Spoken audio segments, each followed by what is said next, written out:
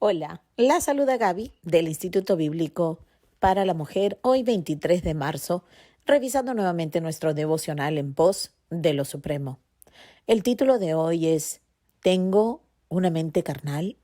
La cita la encontramos en Primera de Corintios, capítulo 3, versículo 3, donde el apóstol Pablo dice lo siguiente: habiendo entre vosotros celos, contiendas y disensiones, ¿no sois carnales?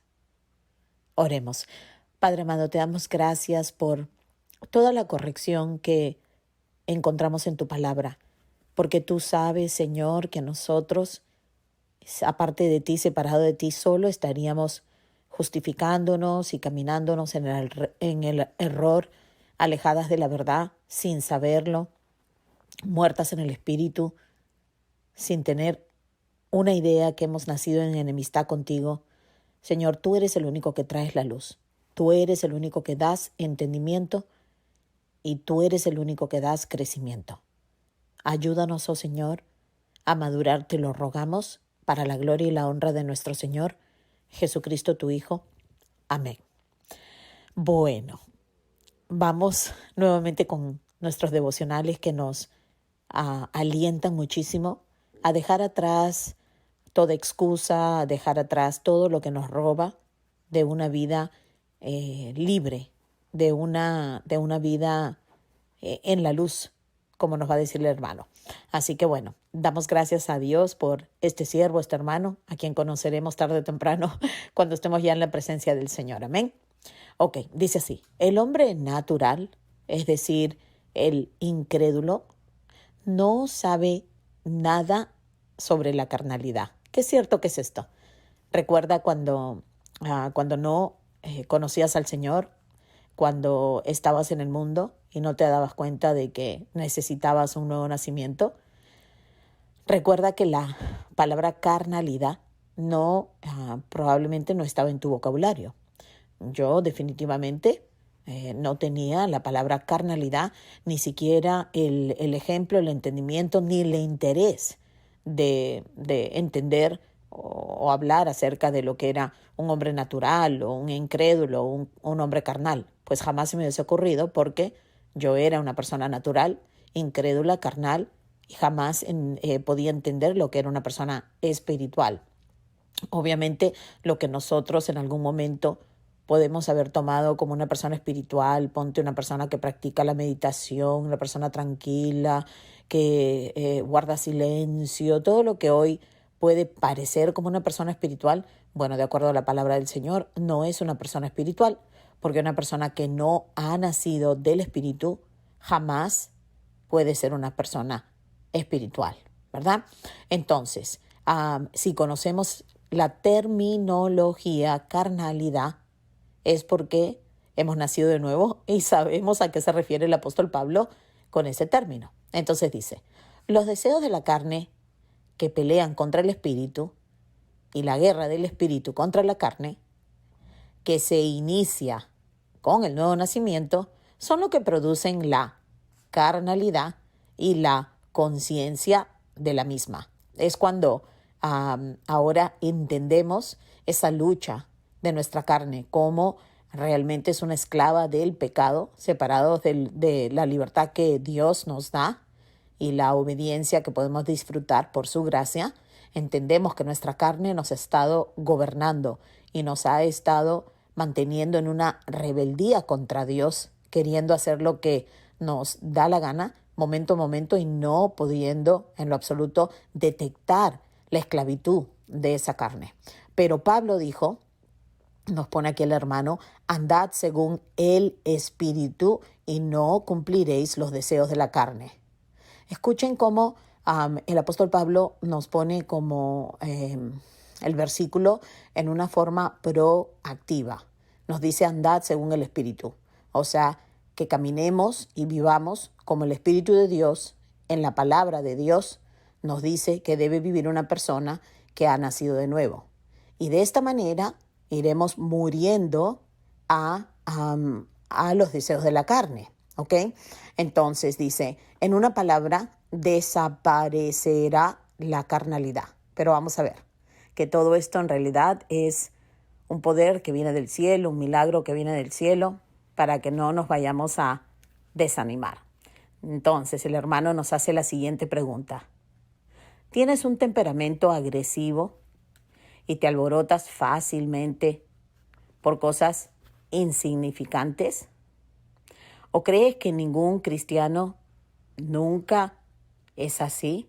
Bueno, Pablo nos dijo que sí y relacionó estas actitudes con la carnalidad, es decir, la vieja naturaleza. Entonces nos pregunta otra vez el hermano, ¿hay alguna verdad en la Biblia que al confrontarla con tu conducta despierte en ti rencor o resentimiento? Bueno, si es así, es prueba de que sigues siendo o que seguimos siendo carnales, ¿verdad? Cuando estamos leyendo la palabra o estamos oyendo prédicas de la palabra y algo nos hace sentir como despierta en nosotros un cierto rencor o un resentimiento, bueno, ahí mismo podemos detectar la carnalidad siempre en nosotros tristemente. Dice, pero si el proceso de santificación está en marcha en tu vida, es decir, si el Espíritu de Dios nos ha santificado, aplicándonos la justificación por lo que Cristo hizo por nosotros en la cruz del Calvario, sabiendo que a través de su resurrección Él nos da el perdón de nuestros pecados, ¿verdad? Porque Él venció la muerte, lo cual era la paga de nuestro pecado. Entonces, si hemos sido justificados por el Espíritu de Dios, aplicándonos lo que el Hijo de Dios hizo por nosotros, entonces esa santificación es una santificación posicional, es decir, una vez y para siempre ha sido aplicada al pecador arrepentido, al pecador que ha puesto su fe en la obra perfecta de Cristo Jesús en la cruz. Y luego hay un proceso que el Espíritu Santo empieza en nosotros de santificarnos, de quitar la vieja naturaleza poquito a poco desde nuestra mente hasta nuestros corazones para que vivamos en la realidad de quienes somos como pecadores redimidos, ¿no es cierto? Entonces, poquito a poco veremos que el Espíritu Santo, que es un ministro perfecto de santificación, nos irá quitando las actitudes que nosotros sabemos que ya no corresponden a nuestra nueva naturaleza. Dice, si el Espíritu de Dios detecta algo que está mal, no nos pide que lo corrijamos porque Él sabe perfectamente que no lo podemos corregir. Lo que Él nos pide que hagamos es que aceptemos la realidad, la confrontación a la luz de la verdad que encontramos en la palabra y aceptemos que necesitamos que Él mismo lo corrija porque nada podemos hacer separados de Él. Entonces, ¿qué hace un hijo de la luz? Un hijo de la luz, un pecador redimido y perdonado, confiesa de inmediato el pecado y se abre totalmente a Dios. Es decir, se para delante de Dios en confianza de que Dios lo ha perdonado y que Dios es justo y perfecto para continuar perdonándonos de los pecados.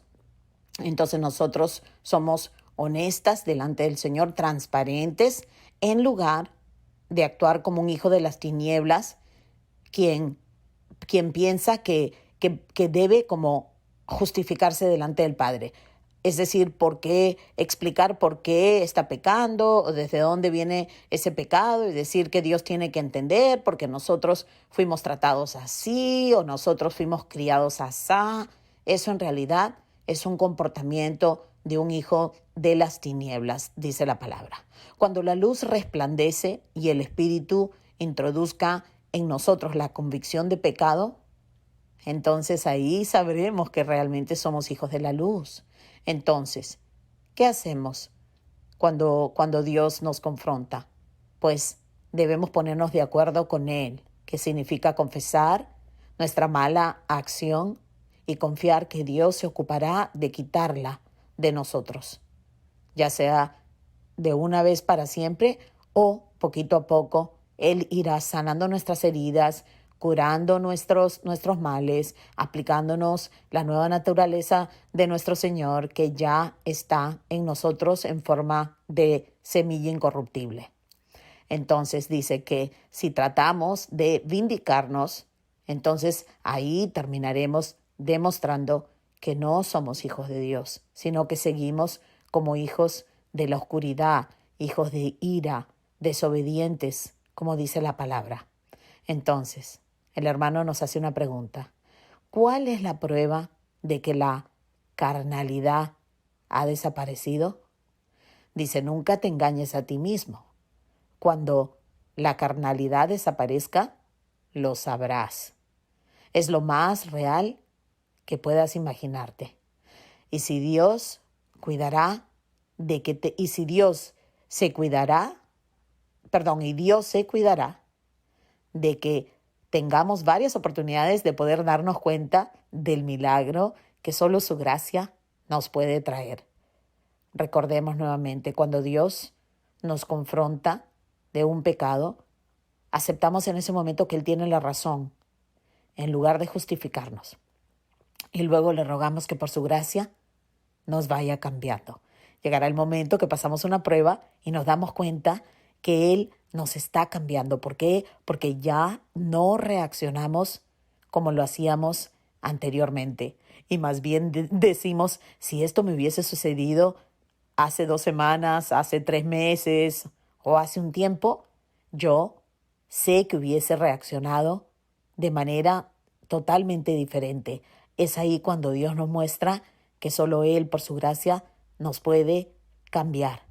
Y entonces dice, y ya nunca podrás salir de ese asombro, de esta tierra, al considerar lo que Dios está haciendo, ha hecho y seguirá haciendo en nosotros y por nosotros. Hermanas, recordemos que nada hemos hecho para encontrar a Dios. No podemos decir que nosotros encontramos a Dios hablando de nuestro testimonio, porque Dios nunca ha estado perdido. Las perdidas éramos nosotras. Y pensemos en esta escritura que dice que si Dios nos envió a su Hijo Cristo Jesús para morir en nuestro lugar, aun cuando nosotros éramos pecadoras que ni siquiera teníamos la mínima idea, ni el mínimo interés, ni inclinación en cuanto a Dios, entonces ¿cuánto más no nos librará de la ira por su vida? Es decir, el Señor Jesucristo dio su vida muriendo por nosotros en la cruz del Calvario, conociendo exactamente que éramos enemigos de Él. Entonces, ¿cuánto más ahora que Él ha dado su muerte por nosotros, que ha dado su vida por nosotros, no nos guardará el resto de nuestras vidas aquí hasta que estemos ya en la gloria con Él? Pregúntate eso. Si Dios nos amó de tal manera que mandó a su unigénito para salvarnos, para que Él fuera el sustituto, nuestro sustituto, para que viviera esa vida que nosotros tendríamos que haber vivido en obediencia por amor a nuestro Creador. Él vino y vivió esa vida en nuestro lugar y luego tomó nuestro lugar en la cruz del Calvario. Él se crucificó, Él entregó su vida voluntariamente y en obediencia también al Padre en nuestro lugar.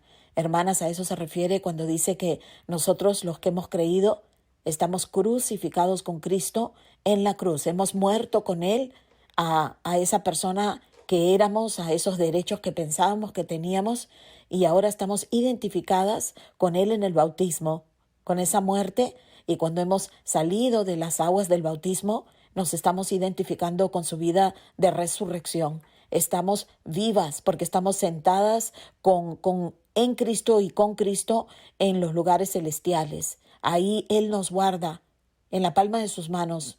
Él está en nuestro corazón. Su Espíritu Santo ha sido enviado para sellarnos para siempre.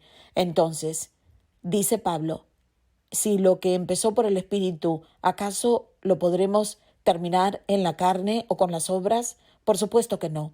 Lo único que hacemos es que seguimos confiando en el Señor.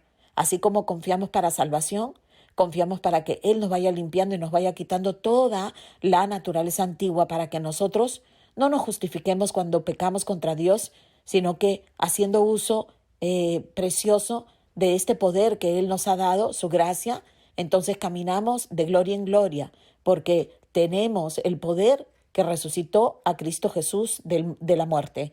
Su Espíritu vive en nosotros y Él es el que nos limpia, Él es el que nos lleva poquito a poco. Así que ánimo de hermanas. Dios no nos ha dejado solos, no estamos solas. Bueno, gracias por haber pasado este tiempo conmigo. Realmente aprecio poder ver el devocional contigo.